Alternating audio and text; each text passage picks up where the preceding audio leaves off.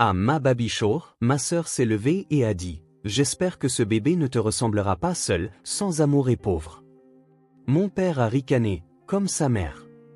Puis une infirmière est entrée et a dit « En fait, j'ai quelque chose à annoncer. » Avant de commencer l'histoire, n'oubliez pas d'aimer et de vous abonner à la chaîne pour voir plus d'histoires comme celle-ci. Le jour où ma sœur a dit qu'elle espérait que mon bébé ne devienne pas comme moi seul, mal aimé et pauvre, j'ai cru que c'était la pire chose que j'entendrais à ma propre baby shower. J'avais tort. Ce qui s'est passé ensuite a absolument tout changé, ma perception de ma famille, ma propre valeur et mon avenir. Je m'appelle Aria, et il y a 7 mois, j'étais juste une future mère célibataire qui luttait, faisant des doubles quarts à l'épicerie, vivant au jour le jour dans un studio exigu. Wade, le père de mon bébé, était parti quand j'étais enceinte de 4 mois, choisissant mon ancienne meilleure amie plutôt que moi et notre enfant à naître. Je me sentais comme une marchandise abîmée, comme si tous les membres de ma famille avaient raison de dire que je faisais toujours les mauvais choix. Mais cette histoire ne parle pas de Wade ni même du fait que je sois mère célibataire. Elle parle du jour où j'ai découvert que parfois, les personnes qui prétendent vous aimer sont celles qui vous détruisent, et que parfois, des étrangers deviennent la famille dont on ignorait avoir besoin. Ma sœur, Kira, a toujours été l'enfant prodige. Alors que je luttais à l'école avec des troubles d'apprentissage non diagnostiqués, elle obtenait d'excellentes notes et des bourses d'études. Quand je passais d'un emploi sans avenir à l'autre, elle décrochait un poste de marketing dans une entreprise du Fortune 500. Quand je sortais avec des hommes qui me traitaient comme de la camelote, elle était fiancée à son amour de jeunesse rencontré à l'université. Mon père, Frank, a clairement indiqué dès le premier jour qui était son favori, et ce n'était pas moi. Ma tante Nora, la sœur de ma mère, était différente, cependant. Infirmière diplômée, elle semblait se soucier réellement de moi au lieu de se contenter de me juger. Quand elle m'a proposé d'organiser ma baby shower, j'ai failli refuser. Je savais que ce serait gênant avec ma famille, que la tension serait palpable, mais je savais aussi que ce serait peut-être la seule fête qu'aurait mon bébé. Grand-mère Bette, ma grand-mère de 70 ans, a insisté pour venir, malgré son fauteuil roulant depuis son AVC l'année dernière. Elle avait toujours eu un faible pour moi, peut-être parce qu'elle voyait en moi quelque chose de ma défunte mère. Maman est morte quand j'avais 16 ans, et je crois que c'est là que tout a commencé à s'effondrer pour moi. Elle était le tampon entre moi et la déception du reste de la famille. La baby shower était prévue pour un dimanche après-midi chez tante Nora. J'ai passé la matinée à vomir à cause des nausées matinales et à essayer de m'insérer dans la seule robe de grossesse décente que je possédais, empruntée à une collègue. Je me suis regardé dans le miroir et j'ai essayé de m'entraîner à sourire, tentant de me convaincre que peut-être, juste peut-être, cela pourrait être une bonne journée. Peut-être que ma famille se montrerait à la hauteur. Peut-être qu'ils verraient que j'essayais de reprendre ma vie en main. J'aurais dû savoir. Certaines familles vous soutiennent quand vous êtes au plus bas, d'autres profitent de vos moments de faiblesse pour vous rappeler exactement, selon elles, vous devriez être. En entrant chez tante Nora cet après-midi-là, j'ai eu l'impression d'entrer en territoire ennemi déguisé en célébration. Le salon avait été transformé avec des décorations douces jaunes et vertes, des ballons attachés à chaque chaise et une bannière affichant « Bien vu, bébé » en joyeuses lettres pastel. J'aurais dû me sentir au chaud et accueilli, mais tout ce à quoi je pouvais penser, c'était à quel point j'étais déplacé dans ma robe empruntée, à quel point mes pieds enflés me faisaient déjà mal dans les seules chaussures présentables que je possédais. Tante Nora m'a accueilli à la porte avec une étreinte sincère, du genre qui compte vraiment. Elle avait fait un double quart de travail à l'hôpital la veille, mais avait quand même réussi à rendre tout parfait. La table des cadeaux était déjà à moitié pleine, et j'ai reconnu quelques visages de mon travail à l'épicerie, mêlés à des voisins et des parents éloignés que je n'avais pas vus depuis des mois. Kira est arrivée avec 20 minutes de retard, bien sûr, faisant son entrée dans une robe de créateur qui coûtait probablement plus que ce que je gagnais en 2 semaines. Elle m'a fait une bise glaciale et m'a tendu un cadeau parfaitement emballé avec un sourire qui n'atteignait jamais ses yeux. « Désolée d'être en retard », a-t-elle dit, sans que cela ait l'air sincère. Il y avait un trafic horrible en provenance du club de golf. Bien sûr, c'était le club de golf. Kira s'assurait que tout le monde sache qu'elle fréquentait désormais des endroits comme celui-là, des lieux où des gens comme moi ne pouvaient même pas se permettre de stationner. Papa est arrivé avec grand-mère Bette, la poussant jusqu'à la meilleure place du salon, d'où elle pouvait tout voir. Il m'a donné une accolade latérale maladroite et une tape sur l'épaule qui ressemblait plus à un lot de consolation qu'à de l'affection. « Comment ça va, petite ?» m'a-t-il demandé, mais ses yeux cherchaient déjà quelqu'un de plus intéressant à qui parler. La première heure s'est déroulée exactement comme je l'avais imaginé. J'étais assise sur la chaise d'honneur désignée, ouvrant des cadeaux pendant que tout le monde regardait et faisait les commentaires appropriés. Des couches, des vêtements pour bébé, une chaise haute de tante Nora, bien trop généreuse. Chaque cadeau s'accompagnait de conseils non sollicités et de commentaires qui ressemblaient à de petites coupures. Assurez-vous de commencer un fonds universitaire tôt, a dit Madame Patterson, la voisine, comme si j'avais de l'argent à investir. Il n'est jamais trop tôt pour penser à l'avenir du bébé. Dormez quand le bébé dort, a ajouté ma collègue Janet. Même si je suppose que vous devrez jongler avec votre horaire de travail. Chaque commentaire me rappelait ce que je n'avais pas, ce que je ne pouvais pas offrir, ce qui me manquait en tant que future mère. J'ai gardé mon sourire figé et j'ai hoché la tête au bon moment. Mais à l'intérieur, je me réduisais de plus en plus. Kira passait le plus clair de son temps sur son téléphone, levant occasionnellement les yeux pour faire des observations qui n'étaient pas tout à fait des insultes, mais pas des compliments non plus. Quand j'ai ouvert un paquet de lait maternisé de marque générique, elle a dit « Oh, bien. Tu en auras certainement besoin, car tu ne pourras pas te payer les produits bio. » Quand quelqu'un m'a donné un siège auto d'occasion, elle a ajouté « Au moins, il est fonctionnel, n'est-ce pas ?» Chaque commentaire était livré avec ce même faux sourire, ce ton qui rendait impossible de la confronter sans paraître hypersensible. C'était la spécialité de Kira, l'art de l'humiliation socialement acceptable. Papa était tout aussi peu aidant, passant la plupart de son temps à parler avec d'autres invités de travail, de la météo, de tout sauf de sa fille enceinte, qui était censée être l'invité d'honneur. Quand les gens lui demandaient ce que ça faisait de devenir grand-père, il haussait les épaules et disait des choses comme « Eh bien, nous verrons comment ça se passe », comme si ma grossesse était une sorte d'expérience qui risquait d'échouer. La seule personne qui semblait vraiment heureuse pour moi était grand-mère Bette. Elle m'a tenu la main pendant l'ouverture des cadeaux et m'a murmuré de petits encouragements. « C'est une belle tenue », disait-elle à propos de chaque petit vêtement de bébé. « Ton petit sera tellement aimé. » Elle était la seule à parler de mon bébé comme s'il était déjà réel, déjà membre de la famille, déjà digne d'amour et d'enthousiasme. Mais même grand-mère Bette ne pouvait pas changer l'atmosphère générale dans cette pièce. Je pouvais sentir le jugement rayonner de certains coins, entendre les chuchotements qui s'arrêtaient quand je regardais. C'était censé être ma journée, ma célébration, mais on aurait dit un événement de charité où tout le monde faisait sa bonne action pour la parente pauvre et malchanceuse. Au moment d'aborder la partie des conseils de la shower, j'étais épuisé émotionnellement.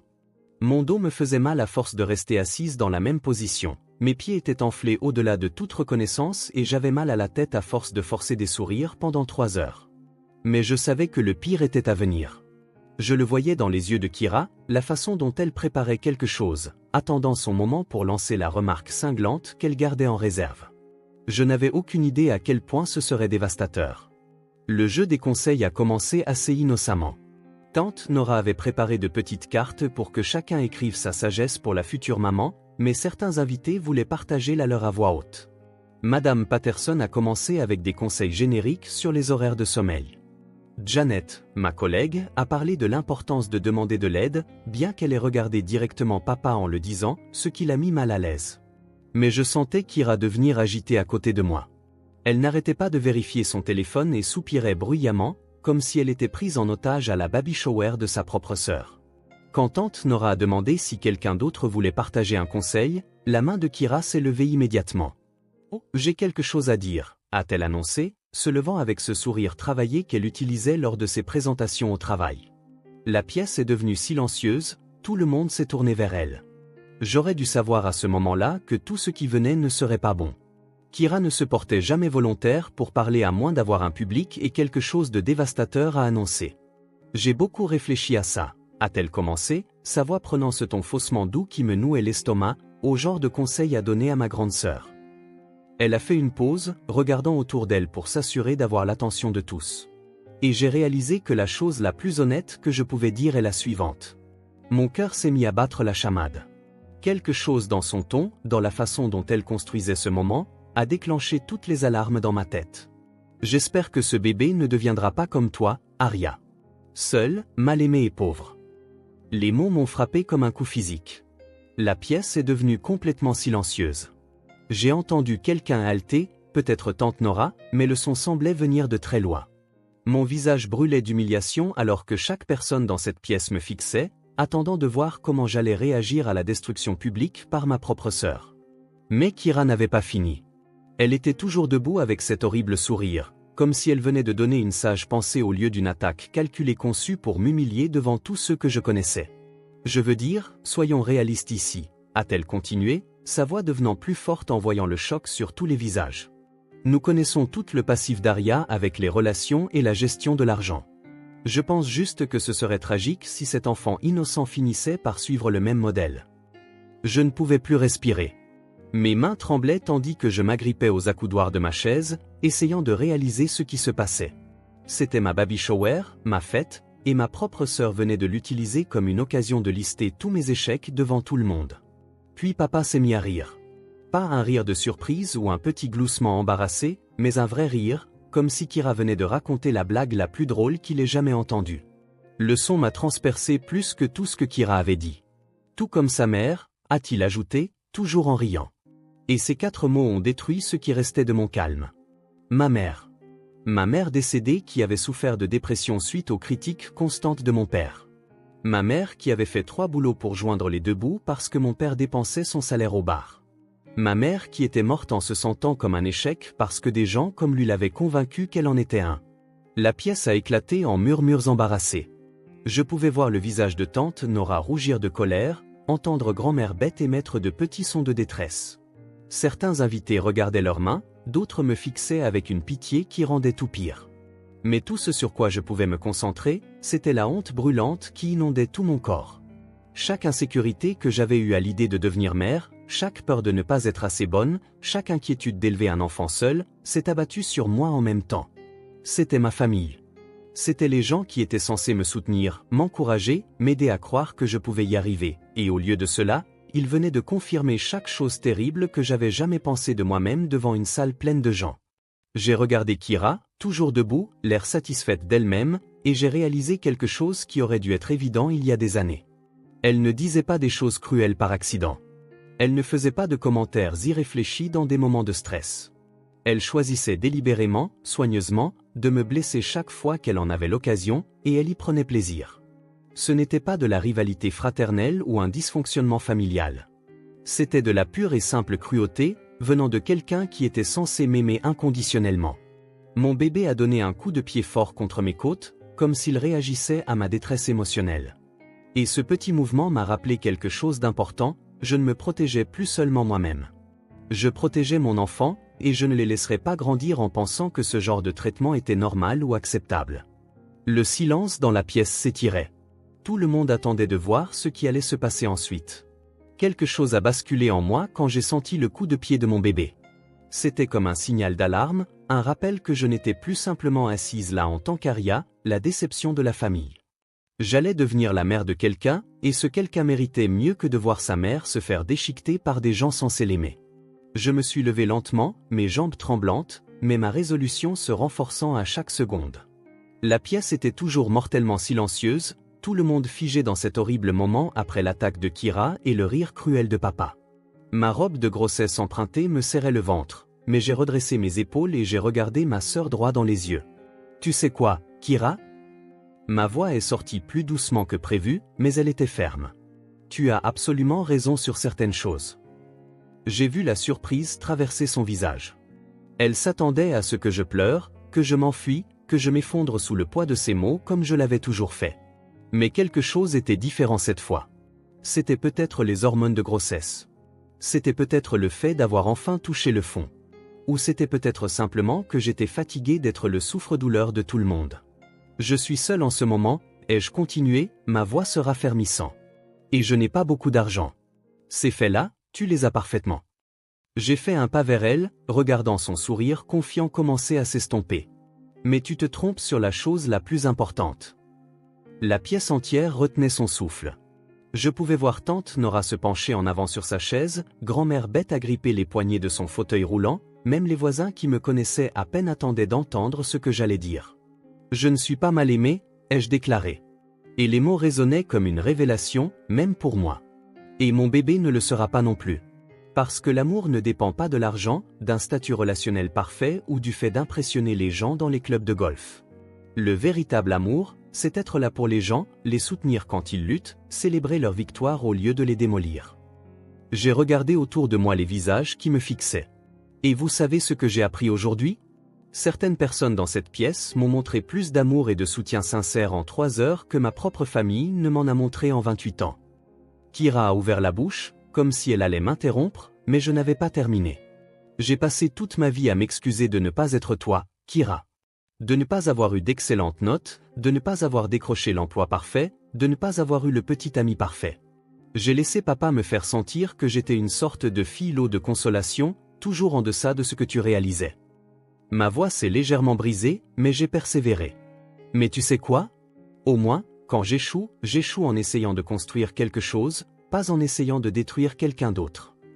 Papa a commencé à dire quelque chose, probablement une autre remarque acerbe, mais je me suis tourné pour lui faire face directement.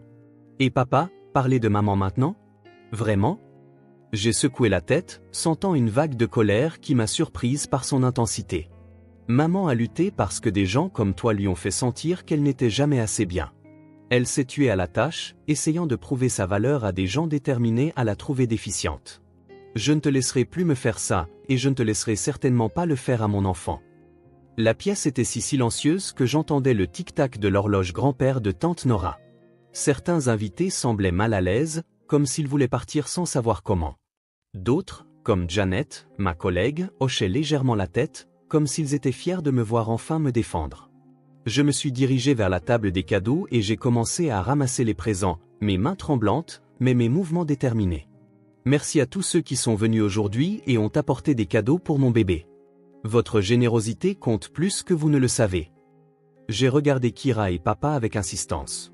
Et à ceux d'entre vous qui sont venus ici pour me rabaisser, mission accomplie. Mais c'est la dernière fois. Grand-mère Bette a roulé son fauteuil roulant vers moi, tendant la main pour me toucher le bras. Ne les laisse pas te chasser de ta propre fête, chérie, a-t-elle murmuré, sa voix féroce malgré son apparence frêle. C'est ta journée et celle de ton bébé. Ces mots ont failli briser ma résolution.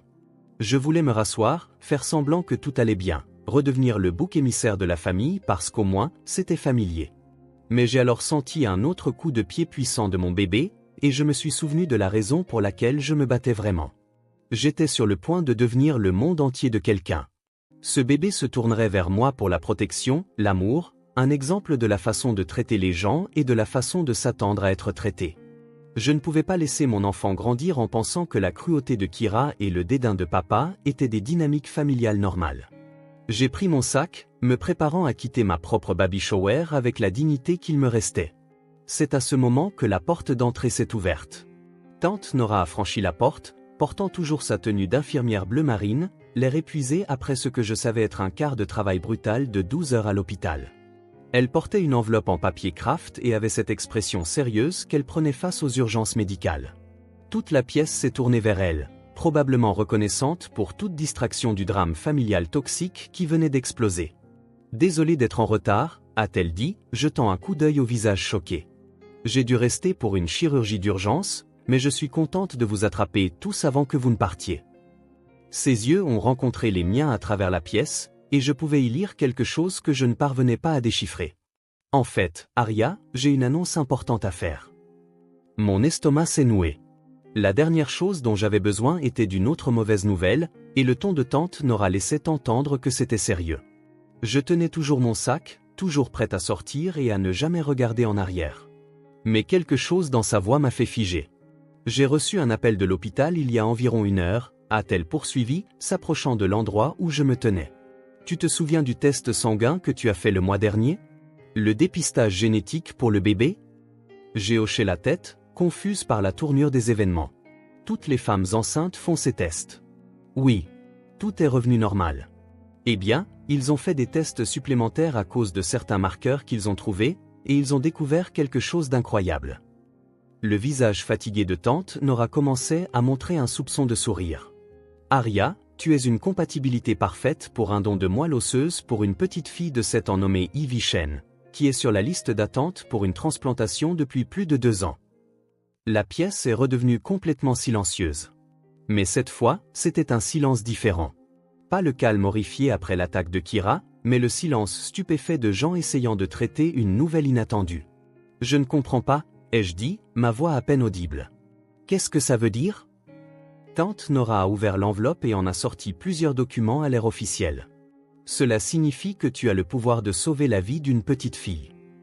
Mais ce n'est pas tout. Elle m'a regardé directement, et je pouvais voir maintenant qu'elle était réellement enthousiaste. La famille Divi, les Chen, cherchait un donneur compatible depuis si longtemps qu'ils ont créé une fondation pour soutenir les donneurs potentiels. Arya, ils veulent couvrir toutes tes dépenses médicales pour la procédure de don, établir un fonds fiduciaire universitaire complet pour ton bébé, et ils t'offrent un poste dans le cabinet comptable de leur famille. J'avais l'impression de rêver. Cela ne pouvait pas être réel. Des choses comme ça n'arrivaient pas aux gens comme moi. C'est impossible, ai-je réussi à dire. Il y a plus, a poursuivi tante Nora, son sourire s'élargissant. J'ai parlé avec Madame Chen personnellement. Elle a dit, quiconque est assez altruiste pour aider à sauver la vie de leur fille mérite d'être entouré de gens qui les apprécient. Ils veulent que tu fasses partie de la vie de leur famille, Arya. Ils veulent te soutenir, non seulement pendant le processus de don, mais au-delà. J'ai entendu Kyra émettre un petit bruit d'étouffement derrière moi. Quand je me suis tourné pour la regarder, son visage était passé de la satisfaction arrogante au choc total. Sa bouche était réellement ouverte. Ce n'est pas possible, a dit Kyra, sa voix plus aiguë que d'habitude. Des choses comme ça n'arrivent tout simplement pas. Il doit y avoir une erreur. Mais tante Nora secouait la tête, brandissant le papier à en-tête officielle de l'hôpital. Aucune erreur. L'analyse de sang est définitive. Arya est une compatibilité parfaite, et la famille Chen prie pour ce moment précis depuis 2 ans. Papa avait l'air de s'être fait gifler. Il n'arrêtait pas d'ouvrir et de fermer la bouche, essayant clairement de comprendre comment sa fille ratée venait de devenir littéralement la sauveuse de la vie de quelqu'un. Madame Patterson, la voisine, a commencé à pleurer. « Chérie, c'est la plus belle chose que j'ai jamais entendue. » Janet, ma collègue, rayonnait comme si elle avait elle-même gagné à la loterie. « Arya, c'est incroyable. Tu vas sauver la vie d'une petite fille. » Mais la transformation la plus étonnante se déroulait en moi. Debout dans cette pièce où j'avais été humilié quelques minutes auparavant, tenant des papiers qui prouvaient que j'étais précieuse d'une manière que je n'aurais jamais imaginée, j'ai ressenti quelque chose que je n'avais pas éprouvé depuis des années. J'étais fier de moi. La procédure est totalement sans danger pour toi et le bébé, m'a assuré tante Nora. Et les Chen comprennent que tu es enceinte. Ils sont même encore plus reconnaissants parce qu'ils savent que tu prends une considération supplémentaire pour leur fille tout en portant ton propre enfant. J'ai regardé autour de moi tous les visages qui me fixaient avec un respect et un étonnement nouveau. Ces mêmes personnes qui venaient de voir ma sœur me démolir me voyaient maintenant élevée à un statut que je n'avais jamais atteint, celui d'une héroïne. Kyra était toujours là, l'air stupéfait. Mais maintenant, son expression avait glissé du choc à quelque chose qui ressemblait inconfortablement à de la jalousie. L'ironie ne m'a pas échappé. Elle venait de dire à tout le monde à quel point j'étais sans valeur, et maintenant, je valais littéralement la peine de sauver la vie de quelqu'un. La transformation dans la pièce a été immédiate et complète. Soudain, tout le monde qui était assis dans un silence inconfortable quelques minutes auparavant s'est pressé autour de moi, voulant me féliciter, me toucher le bras, faire partie de ce moment incroyable. Madame Patterson pleurait toujours, répétant sans cesse à quel point elle était fière de me connaître. Janet m'a pris les mains et a dit que c'était la chose la plus incroyable qui soit arrivée à quelqu'un qu'elle connaissait. Mais le moment le plus satisfaisant a été de voir Kyra essayer de se rétracter de son commentaire dévastateur. Elle s'est approchée de moi avec un sourire forcé, sa voix tremblante alors qu'elle disait « Je plaisantais tout à l'heure. Tu le sais, n'est-ce pas? Je ne pensais rien de tout ça. » Je l'ai regardée longuement, me souvenant de chaque commentaire cruel, de chaque humiliation, de chaque fois où elle m'avait fait me sentir petite. « Non, Kyra, ai-je dit calmement. Tu pensais chaque mot, et c'est exactement pourquoi cela compte tant. » Papa traînait des pieds à proximité, luttant clairement pour gérer ce revirement. La fille dont il venait de rire parce qu'elle était un échec allait maintenant sauver la vie d'un enfant et recevoir des opportunités qu'il n'avait jamais pu lui offrir. « Arya, je pense que j'ai peut-être parlé trop vite tout à l'heure, a-t-il marmonné. « Tu penses ?» La voix de grand-mère Bette a tranché sa faible excuse comme un couteau. Malgré son fauteuil roulant, elle a réussi à avoir l'air féroce et redoutable. « Frank, tu devrais avoir honte de toi.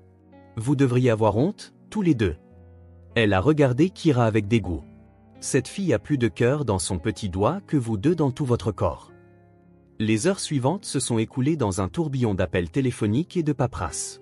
Tante Nora m'a aidé à contacter la famille Chen, et je me suis retrouvé à parler avec Madame Chen, qui a pleuré en apprenant que j'étais prête à aider. Sa gratitude était écrasante, mais ce qui m'a le plus frappé, c'est qu'elle n'arrêtait pas de me remercier pour mon beau cœur et de dire qu'Ivy serait tellement excitée de rencontrer la personne qui lui avait sauvé la vie. En une semaine, tout a changé. La famille Chen ne m'a pas seulement offert un emploi. Ils m'ont accueilli dans leur vie comme si j'y avais toujours appartenu. Monsieur Chen m'a personnellement conduit à chaque rendez-vous médical, s'assurant que je comprenne chaque étape du processus de don. Madame Chen a commencé à m'apporter de la soupe maison et à me poser des questions sur ma grossesse comme une tante attentionnée. La procédure de don s'est parfaitement déroulée. Quand j'ai rencontré Ivy, 7 ans, pour la première fois, elle m'a serré dans ses bras et m'a dit « Merci de m'avoir donné ta moelle osseuse pour que je puisse grandir ». J'ai pleuré plus que je ne l'avais fait depuis des années. Mais c'était des larmes de joie, de sens, d'avoir enfin compris ce que ça faisait de compter pour quelqu'un. 3 mois plus tard, j'ai donné naissance à ma fille, Jade, dans une chambre privée que les Chen avaient surclassée pour moi. Ivy, maintenant en bonne santé et reprenant des forces chaque jour, a été l'une de mes premières visiteuses. Elle a apporté un ours en peluche pour Jade et une carte disant « Merci de m'avoir sauvé la vie pour que je puisse rencontrer ton bébé ». L'emploi chez Chen & Associates s'est avéré être tout ce dont je n'avais jamais osé rêver. Ils m'ont fait commencer à la comptabilité client, mais m'ont encouragé à suivre des cours de comptabilité le soir, qu'ils ont payés. Pour la première fois de ma vie, j'avais des collègues qui respectaient mon travail, qui voyaient du potentiel en moi, qui me traitaient comme si j'étais à ma place. Kira a essayé de reconstruire notre relation, envoyant des cartes et faisant des appels téléphoniques maladroits où elle prétendait qu'elle avait juste passé une mauvaise journée à la baby shower. Mais j'avais appris quelque chose d'important sur le pardon. On peut pardonner à quelqu'un sans lui permettre de continuer à nous blesser. J'étais polie, mais distante, protégeant la paix que j'avais finalement trouvée. Papa a fait plus d'efforts, se présentant au premier anniversaire de Jade et semblant réellement fier lorsqu'il racontait aux gens comment j'avais sauvé la vie d'une petite fille. Mais le mal était fait. Certaines paroles ne peuvent pas être reprises. Et certains moments révèlent trop de vérité sur qui sont vraiment les gens. La meilleure partie de toute cette histoire n'est même pas l'argent ou l'emploi, même si ces choses ont changé ma vie de manière pratique. La meilleure partie, c'est que Jade grandit entourée de gens qui la célèbrent, qui la voient comme une bénédiction, qui ne rêveraient jamais de la démolir pour se valoriser eux-mêmes. Elle appelle les Chen ses grands-parents bonus, et Ivy est comme la petite sœur qu'elle n'aurait jamais eue autrement.